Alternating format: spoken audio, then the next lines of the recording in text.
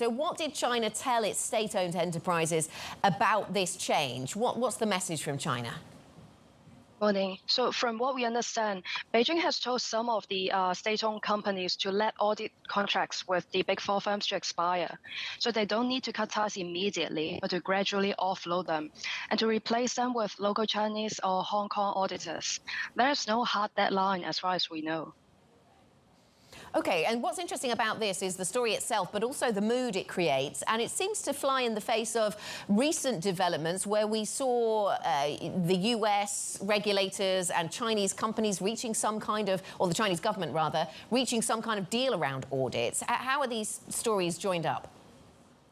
Well, the PCAOB inspection itself was successful, but Beijing is still concerned of data security with all its companies' financials to be handled by Western auditors.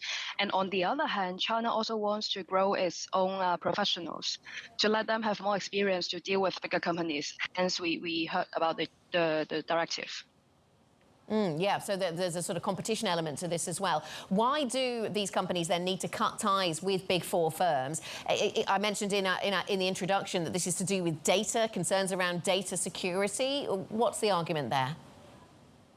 Well, they are really not quite sure about how the Western auditors is going to handle those. And that's why they want to look into that. But then for international investors, it could be worrying because it could be even more difficult for the Chinese SOEs to appeal to international capital if they shift from Big Four to use local auditors. So, but I mean, we will have to wait and see how the impact sets in.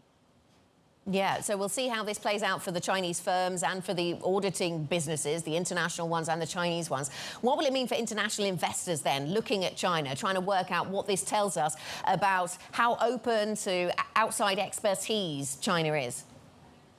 Well, this is certainly not a good sign for them. With China seeking to be included in more like global indices, and then all the international opening schemes that could send not a very good signal to it. So, but then again, this is kind of the very early beginning that we are seeing the signs. So we'll have to wait and see for the impact.